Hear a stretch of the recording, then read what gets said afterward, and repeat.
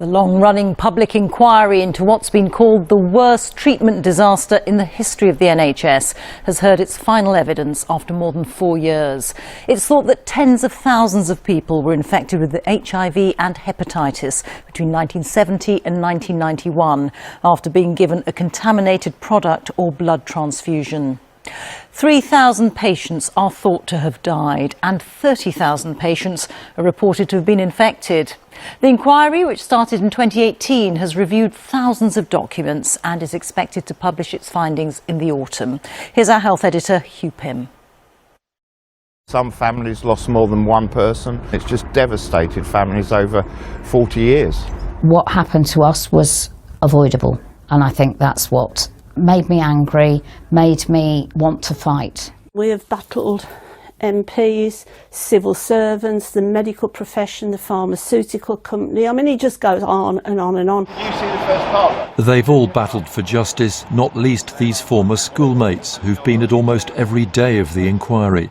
They were given infected blood products as treatment for their haemophilia at a special school. Gary developed HIV and hepatitis C. He gave moving evidence earlier in the inquiry. I have guilt, still being here.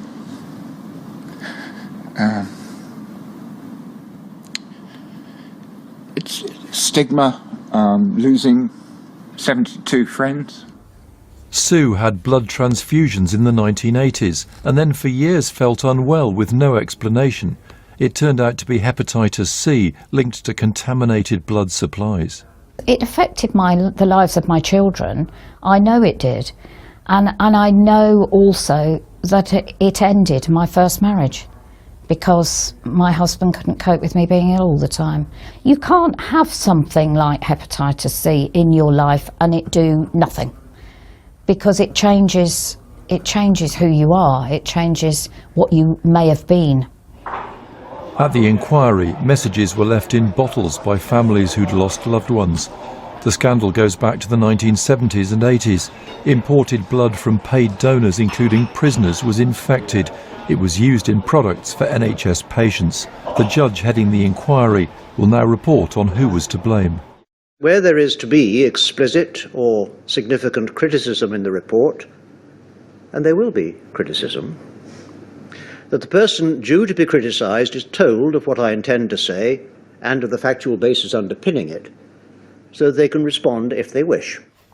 The inquiry looked at 750,000 pages of official documents amidst suggestions of a cover-up, with some in authority knowing the risks of infection, yet not telling patients or stopping their treatment. For years they've known and suspected what went wrong, and for so many they've been vindicated. Many people may have even been looked at as conspiracy theorists, and they've all been vindicated by the evidence that has come out. So what are Gary's reflections as the inquiry winds up after 4.5 years?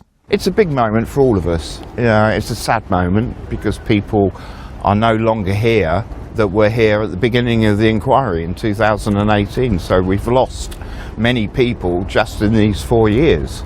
So that's hard. So we have to remember them. It's the beginning of the end, I think.